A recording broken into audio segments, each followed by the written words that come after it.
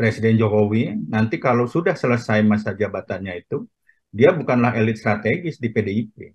Ya, PDIP kan bagaimanapun harus diakui adalah partai yang punya sejarah panjang dan selalu meraih suara signifikan ya dari pemilu ke pemilu. Bahkan ya pemilu terakhir dia sebagai pemenang. Pendukung PDIP itu agak loyal terhadap partainya. Nah, kalau itu kan malah kemungkinannya bermigrasi pada memilih Ganjar Mahfud. Ya, karena kalau memang Mas Ganjar itu dianggap sebagai suksesor yang paling tepat, kan eh, tidak perlu ada dorongan eh, terhadap misalnya Pak Prabowo bahkan begitu ya. Selamat malam Tribuners, program Tribun on Fokus malam hari ini kembali menjumpai Anda bersama dengan saya Nila Irda, masih membahas terkait dinamika politik di tanah air, yang mana Kingmaker saat ini sudah mulai menunjukkan kekuasaan atau ketangguhannya begitu untuk kemudian bisa memplot pasangan capres dan juga cawapres dalam kontestasi Pilpres 2024. Namun yang kemudian menjadi sorotan adalah bagaimana Presiden Joko Widodo dan juga Ibu Ketua Umum dari PDI Perjuangan yakni Bu Megawati Soekarno Putri yang dikabarkan kondisinya hubungannya merenggang begitu karena memang adanya dinamika politik yang terjadi menjelang kontestasi Pilpres. Kira-kira apakah memang dari kacamata seorang pengamat kerenggangan itu terlihat begitu nyata? Saya saat ini sudah tersambung bersama dengan pengamat politik dari Universitas Pajajaran, ada Bang Firman Manan yang sudah tersambung dalam sambungan Zoom bersama dengan saya. Selamat malam Bang Firman, terima kasih banyak sudah bergabung. Selamat malam Mbak Nila, terima kasih juga. Baik, Bang Firman, terima kasih sudah meluangkan waktunya berbincang bersama dengan saya seperti pengantar yang tadi sempat saya sampaikan begitu ya. Ini yang kemudian menjadi sorotan publik adalah sepertinya hubungan antara Presiden Joko Widodo dan Bu Megawati terlihat sedikit merenggang begitu karena di beberapa kesempatan Presiden Jokowi juga tidak tampak membersamai agenda-agenda PDIP termasuk juga pengumuman cawapres yang terakhir adalah tidak dihadiri pula oleh Presiden Joko Widodo. Sebagai pengantar dari Bang Firman dari kacamata Anda sebagai pengamat, apakah Anda juga melihat situasi kerenggangan hubungan antara Presiden Jokowi dan juga Ketua Umum PDI Perjuangan ini Bang Firman? Ya, paling tidak itu kan tentu terlihat dari arah dukungan dalam Pilpres ya. Mhm. Bagaimanapun Ibu Megawati sebagai Ketua PDI Perjuangan, Ketua Umum PDIP, itu sudah memilih Mas Ganjar Pranowo sebagai Capres dan Prof. Mahfud ya sebagai Cawapres. Tapi ternyata dinamika politik lanjutan itu akhirnya ya putra Presiden Gibran Rakabuming Raka kemudian menjadi Cawapres mendampingi Pak Prabowo.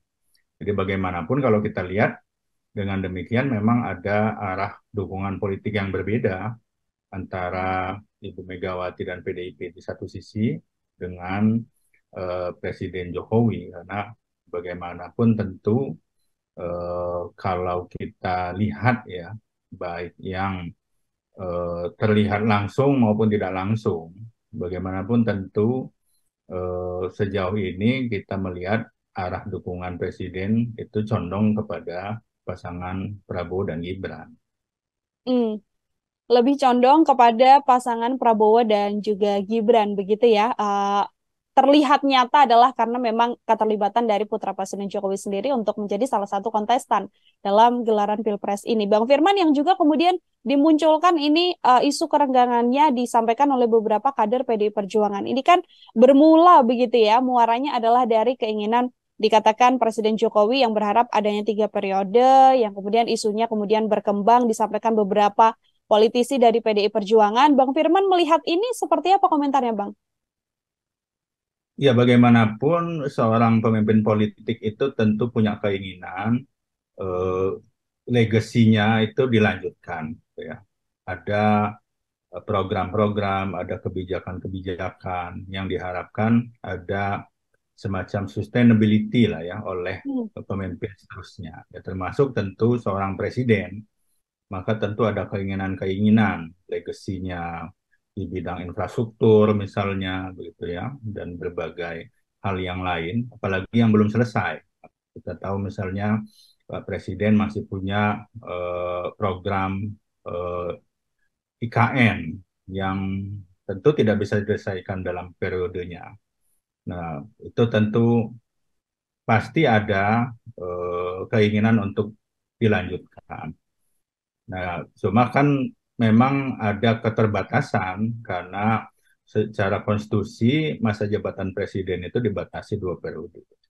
Nah, sehingga ya kalau tadi isu perpanjangan masa jabatan itu ya atau kemudian menjadi 3 periode, apakah terkait dengan tadi keinginan untuk melanjutkan apa yang belum selesai, ya, agenda kebijakan dan seterusnya, ya muncul kan dugaan seperti itu. Atau Hmm. kedua, ya memang ketika memang pembatasan konstitusional itu tidak bisa diubah lagi, maka tentu kan harus mencari siapa suksesor, ya, pelanjut kepemimpinan yang kemudian bisa memberikan jaminan bahwa ada agenda keberlanjutan dari pemerintahan sebelumnya.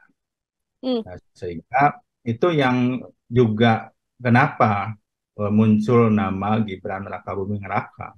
Saya pikir itu juga sebagai bagian dari untuk menjamin, memastikan bahwa agenda kebijakan, program-program, ya berbagai hal yang sudah dilakukan oleh pemerintah saat ini, ya tentu di bawah kepemimpinan Presiden Jokowi, itu bisa dilanjutkan pada periode selanjutnya.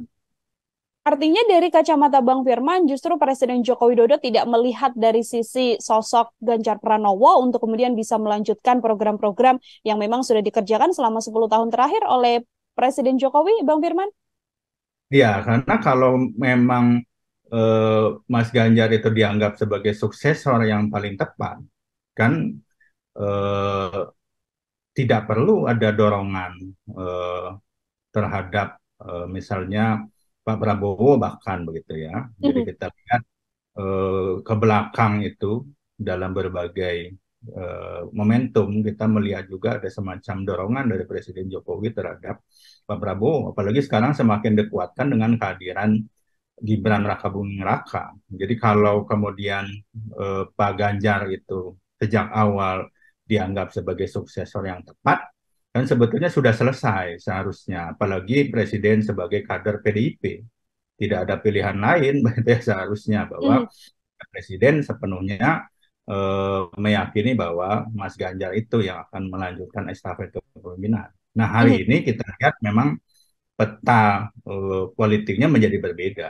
Nah, itu yang kemudian saya mengatakan ya eh, hari ini kelihatannya Pak Prabowo dan Mas Gibran yang dianggap sebagai pasangan yang punya mampu atau diyakini lah ya bisa tadi melakukan keberlanjutan.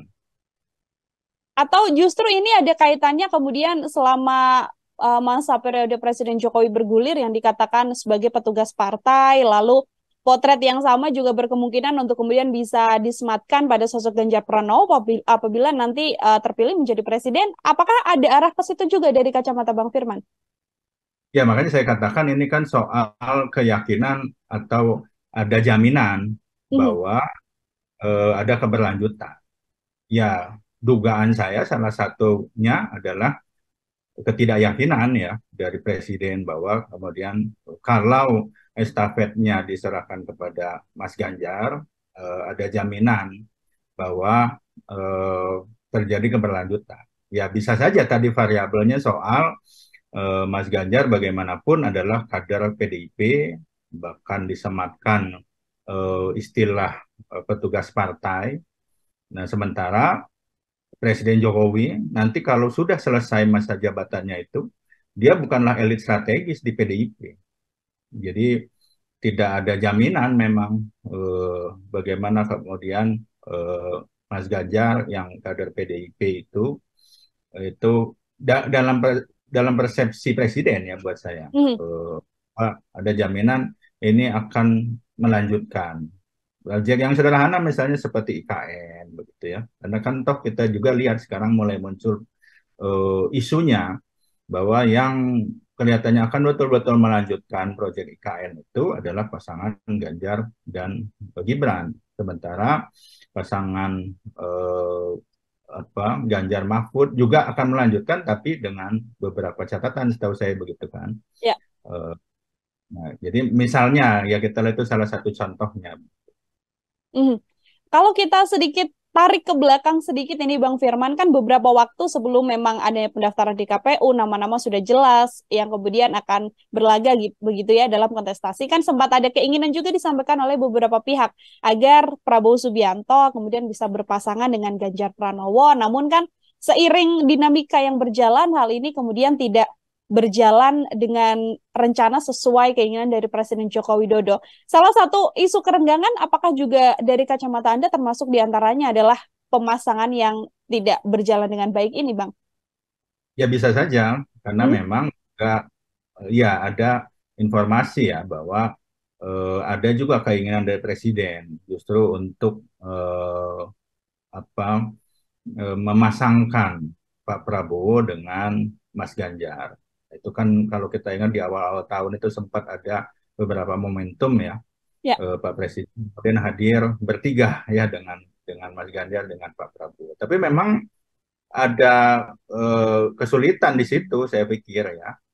Satu sisi Pak Prabowo itu dari waktu ke waktu elektabilitasnya terus meningkat ya, paling tidak kalau kita lihat dari berbagai hasil survei, dan bahkan berada di peringkat pertama. Eh, Lalu kemudian di sisi lain, eh, Mas Ganjar itu adalah kandidat yang diusung oleh PDIP, dan PDIP itu adalah partai pemegang kursi terbanyak di DPR. Bahkan sebetulnya kalau kita lihat threshold 20%, PDIP itu bisa maju sendiri kan sebetulnya kalau soal persyaratan formal presidensial threshold. Sehingga memang ada kesulitan memadukan dua figur ini dalam konteks siapa yang menjadi presiden, siapa yang menjadi calon presiden, siapa yang menjadi calon wakil presiden.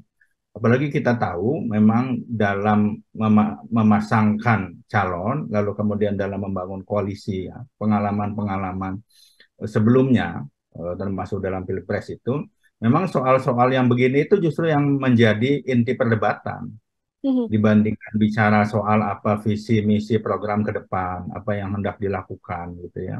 Tapi soal-soal siapa mengisi jabatan apa, siapa berada di posisi mana itu jauh lebih penting karena dianggap itu sesuatu yang strategis. Nah, ketika kemudian yang terjadi adalah deadlock, ya ini kan kita katakan sebagai sebuah deadlock, ya akhirnya kelihatannya dicari alternatif lain ya.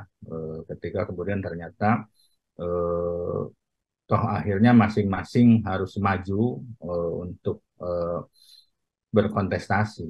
Nah, persoalannya kan presiden berada di mana, walaupun memang dalam berbagai kesempatan terakhir presiden mengatakan akan netral begitu ya, mendukung Ya. semua calon ya, termasuk itu ada gambar makan siang bersama gitu ya. Tapi Mhm. tentu saja tidak bisa lepaskan persepsi ya, baik di level elit maupun di level massa, kemana kemudian ada kecondongan dukungan dari presiden terhadap Mhm. pasangan calon dalam pilpres. Baik, Bang Firman, kita bergeser terkait bagaimana kemudian kekuatan dari, bisa saya katakan ini adalah kingmaker begitu ya, Bu Mega menjadi kingmaker bagi pasangan Ganjar dan juga Mahfud, kemudian Presiden Joko Widodo, meskipun tidak secara gamblang disebutkan begitu ya, namun ini terlihat jelas untuk kemudian menjadi kingmaker bagi pasangan Prabowo dan juga Gibran. Isu kerenggangan dan lain sebagainya, serangan-serangan yang kemudian masuk untuk melihat adu strategi dan adu kekuatan yang kemudian dilakukan oleh dua pejabat tinggi ini, bisa saya katakan kalau dari kacamata Bang Firman seperti apa? Ya, PDIP kan bagaimanapun harus diakui adalah partai yang punya sejarah panjang dan selalu meraih suara signifikan ya dari pemilu ke pemilu. Bahkan ya pemilu terakhir dia sebagai pemenang. Eh, Nah, walaupun juga kita tahu sebetulnya hasil berbagai studi ya, eh, itu menyatakan bahwa kedekatan warga terhadap partai, itu yang kita sebut party ID, itu relatif rendah, itu hanya di kisaran 10 sampai 12%. PDIP setahu saya adalah salah satu partai yang memang party ID-nya tinggi.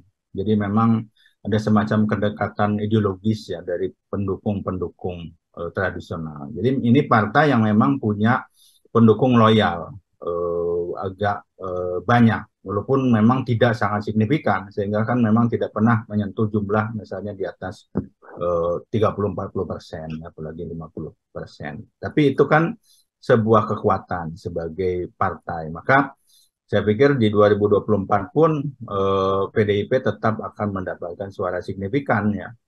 Apalagi ya kalau kita lihat dari berbagai survei juga, walaupun dengan berbagai dinamika yang terjadi hari ini kan PDIP tetap menempati peringkat pertama elektabilitas, selalu di atas 20%.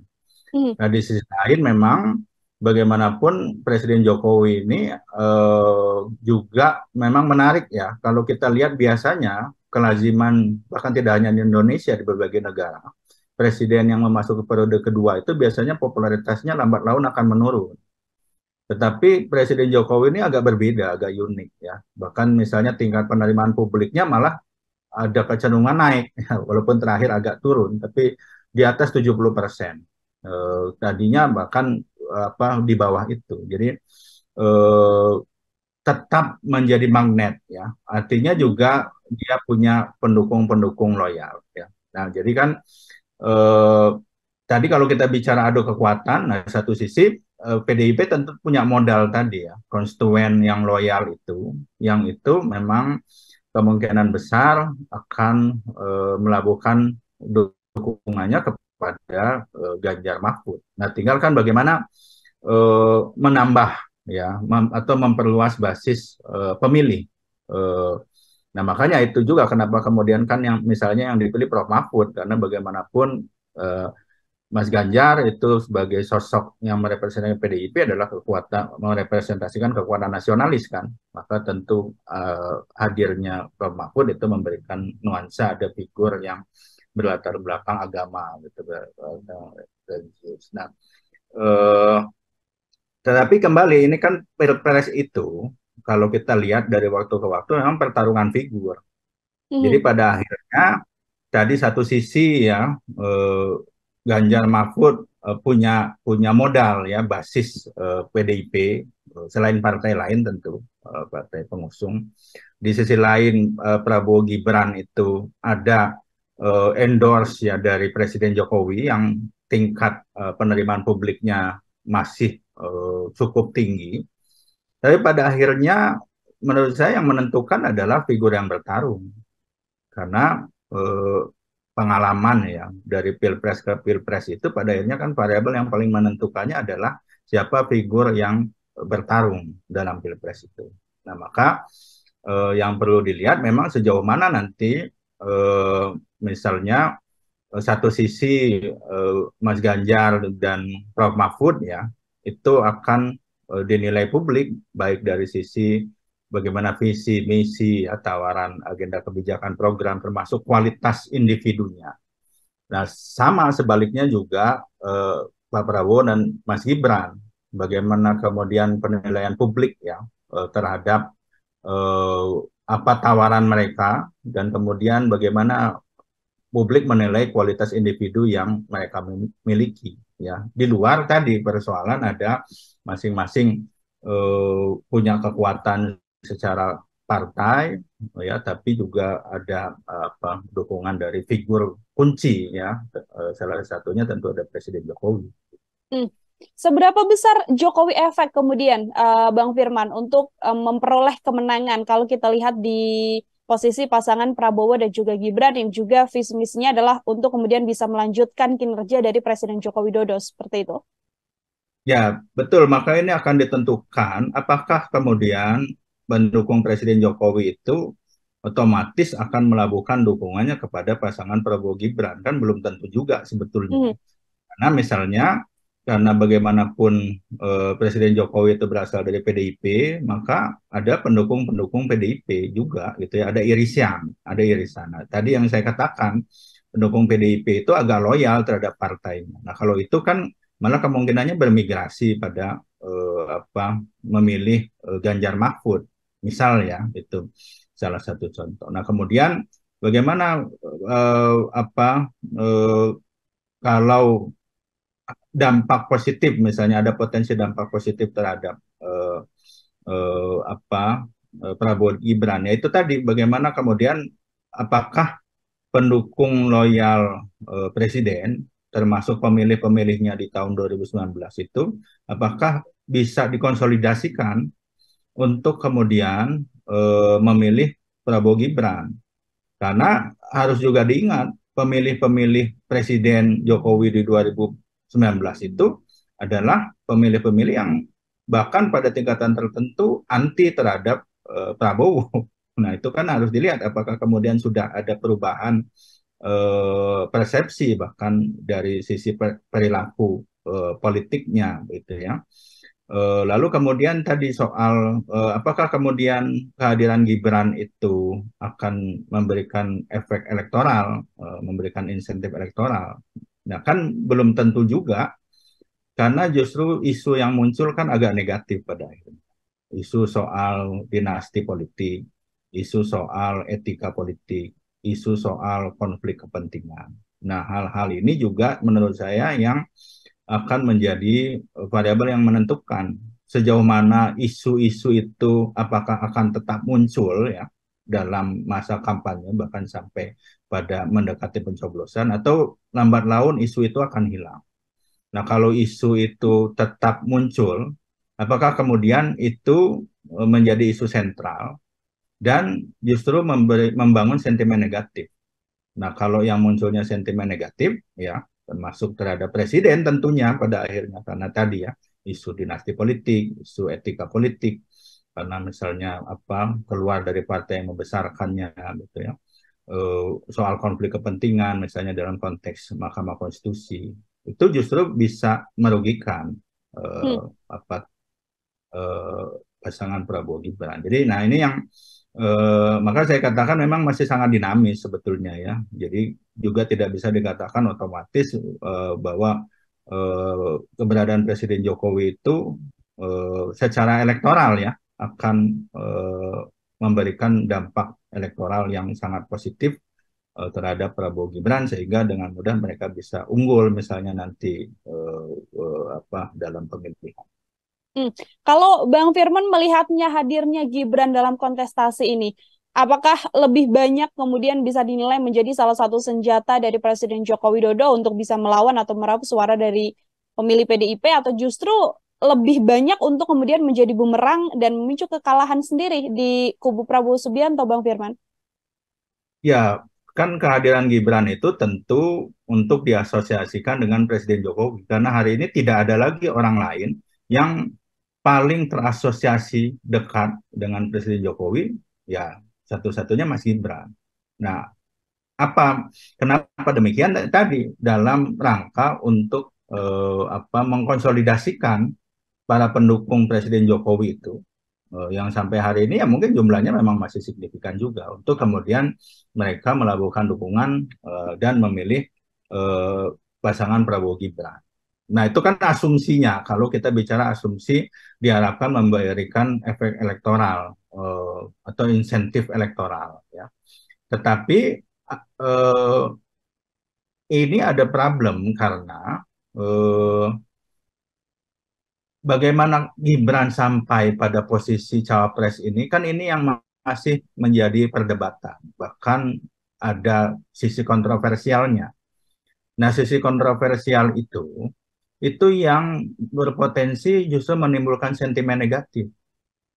Nah, sentimen negatifnya ya itu seperti soal muncul isu dinasti politik, Mhm. muncul soal etika politik, muncul isu soal konflik kepentingan, bagaimana seakan-akan Mahkamah Konstitusi itu mengambil putusan itu tidak semata-mata putusan hukum dan seterusnya dan seterusnya. Itu kan sentimen negatif yang potensial terbangun dan itu akan memberikan kerugian terhadap pasangan Prabowo dan Gibran. Kalau isu itu terus bergulir, isu itu menjadi isu sentral eh, dan membangun sentimen negatif, dan di sisi lain pasangan Prabowo Gibran itu dan tentu tim kemenangannya kemudian tidak mampu mengelola isu itu, tidak mampu mengcounter misalnya gitu ya, tidak bisa memberikan kontra narasi untuk bisa menjawab isu-isu seperti tadi. Nah, kalau kemudian isunya tidak muncul, ya eh, selesai gitu ya. Tidak ada potensi kerugian. Atau kalau isunya tadi tetap muncul tapi berhasil di counter juga eh, akan tetap terkelola. Nah, yang akan jadi problem itu kalau isu itu tetap bergulir, ya, terutama dalam masa kampanye, kan itu akan menjadi negatif campaign buat pasangan Prabowo Gibran. Nah, kalau negatif campaign itu tidak mampu diantisipasi dengan baik, nah maka ada peluang itu akan menyebabkan terjadinya disinsentif elektoral untuk pasangan Prabowo dan Gibran. Dan ya sebaliknya tentu itu memberikan keuntungan ya bagi pasangan yang lain. Memberikan keuntungan bagi pasangan yang lain ini apakah lebih condong untuk kemudian larinya suara dari Prabowo Gibran ini jauh ke Ganjar Mahfud atau ada peluang juga kemudian suara dari Prabowo Gibran ini akan lari ke pasangan Anies Baswedan dan juga Muhaimin Iskandar, Bang Firman? Ya bisa kedua-duanya kalau menurut saya, gitu. Karena misalnya kalau kita bicara pendukung-pendukung Pak Prabowo pada 2019 itu kan adalah mendukung Prabowo karena Pak Prabowo pada saat itu berada dalam sebagai figur oposisi. Mhm. Hari ini yang menjadi figur oposisi dengan membawa narasi perubahan itu kan pasangan Amin. Jadi ada potensi, ada migrasi suara gitu ya kalau memang pemilih itu yang masih dalam posisi seperti di 2019 misalnya. Ya migrasinya berarti ke Amin. Nah sebaliknya tadi kalau misalnya soal isunya bahkan ya terkait dengan etika politik bahwa kemudian justru terbangun narasi besar ya bahwa ini soal presiden dan keluarganya yang meninggalkan PDIP gitu ya dan seterusnya ya itu bisa memberikan keuntungan kepada pasangan Ganjar Mahfud.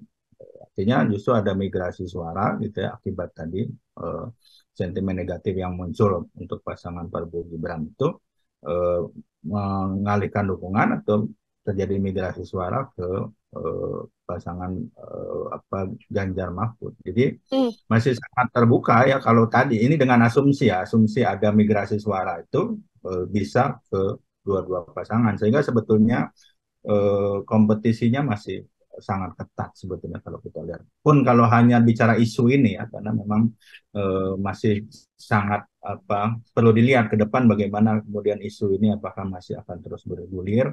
Kalau dia terus bergulir, sejauh mana dia membangun sentimen negatif di publik dan sejauh mana kemudian bertransformasi pada pilihan-pilihan dari warga.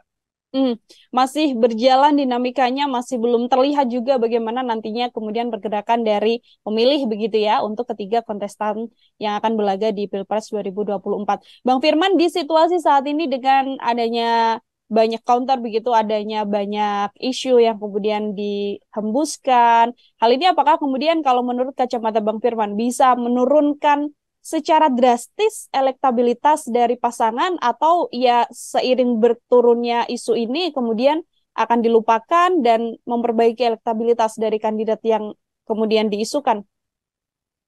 Ya makanya tergantung apakah isu itu hanya sekedar jadi isu temporer ya. Dia selesai tergantikan nanti pada isu-isu lain. Ada isu yang lebih besar misalnya ya. Termasuk misalnya isu programatik. Kalau saya sih lebih menarik kalau kemudian yang muncul itu isu-isu programatik ya. Para kandidat bicara soal visi misi programnya dan itu yang lebih muncul narasinya. Kan bisa saja seperti itu. Maka kemudian isu-isu yang sifatnya simbolik, isu-isu yang sifatnya personal ya, yang seperti soal-soal tadi itu ya kemudian bisa pelan-pelan menghilang. Jadi dia tidak lagi menjadi isu sentral, tidak lagi dibicarakan di ruang publik sehingga ya tadi tidak berpengaruh terlalu banyak terhadap preferensi dari pemilih.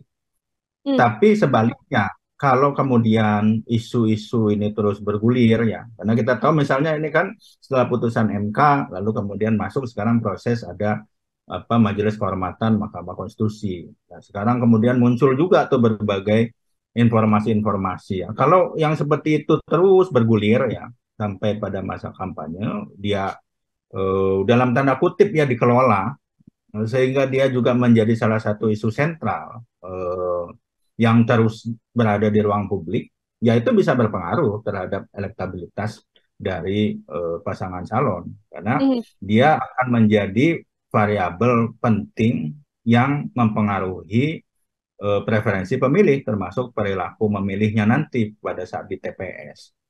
Oke, isu yang kemudian digulirkan justru bisa menjadi bumerang apabila kemudian tidak bisa diredam seperti itu ya, Bang Firman. Terakhir dari saya, apakah Bang Firman kemudian sudah punya jawaban kira-kira dari ketiga kandidat ini yang berkemungkinan untuk bisa lolos di putaran pertama dan akan bertarung kemudian di putaran kedua? Apakah dari kacamata Bang Firman sebagai pengamat sudah terlihat situasi itu, Bang? Ya terus terang kalau buat saya ketiganya masih sangat kompetitif ya, ketiga pasangan. Apalagi kan ini belum masuk masa kampanye. Karena biasanya nanti di dalam masa kampanye itu justru akan berkembang isu-isu ya, baik isu programatik yang tadi bicara soal visi misi program, dan itu harusnya hal yang ideal. Tapi bisa juga muncul isu yang sifatnya simbolik. Kita belum tahu isu apa yang kemudian akan muncul, dan itu bisa berpengaruh. Kita ingat 2014, 2019 itu salah satu isu simbolik yang muncul, misalnya soal politik identitas. Dan itu sangat berpengaruh sebetulnya ya, bahkan di level akar rumput. Termasuk isu-isu personal bisa muncul itu ya, yang terkait dengan personalitas dari semua pasangan calon. Nah, itu juga bisa berpengaruh ya. Jadi karena eh, belum masuk masa kampanye, ya isu itu sudah muncul ya. Tetapi kan nanti akan, menurut saya akan lebih terlihat ketika sudah masuk pada masa kampanye di akhir November ya sampai awal Februari. Nah, disitulah baru kemudian bisa terlihat apakah kemudian ada pasangan yang tetap kompetitif atau kemudian malah ternyata menjadi tidak kompetitif ya. Dan tadi ya memang kalau dalam situasi normal ya, saya pikir memang kemungkinannya ada dua putaran, karena agak sulit membayangkan ada satu pasangan itu yang bisa memenangkan suara di atas 50% dan tersebar, kan secara aturannya harus 20% di setengah provinsi ya. Nah, kalau pertarungannya dalam kondisi normal. Tapi sejauh ini kalau saya melihat ketiga pasangan calon ini semuanya masih kompetitif, masih punya peluang satu dan yang lain untuk kemudian apa ya tadi kalau asumsinya masuk ke putaran kedua ya ketiganya masih punya peluang gitu. Nah, Baik, ketiganya masih sangat punya peluang dan belum belum terlihat begitu ya adanya kandidat yang kemudian bisa memperoleh suara tertinggi untuk memenangkan satu putaran seperti itu. Bang Firman, terima kasih banyak atas penjelasannya terkait bagaimana adu kuat dari Presiden Jokowi sebagai kingmaker dan juga Ketua Umum PDI Perjuangan Megawati Soekarno Putri, dan juga penjelasannya terkait bagaimana kemudian berjalannya dinamika politik yang saat ini. Bang Firman, terima kasih banyak sekali lagi. Semoga di lain kesempatan kemudian kita bisa berbincang kembali. halo, terima kasih. Ya, Tribuners, demikian program Tribun Sound Fokus kali ini. Saya Nila Irda, pamit undur diri. Terima kasih dan sampai jumpa. Download Tribun X sekarang. Menghadirkan lokal menjadi Indonesia.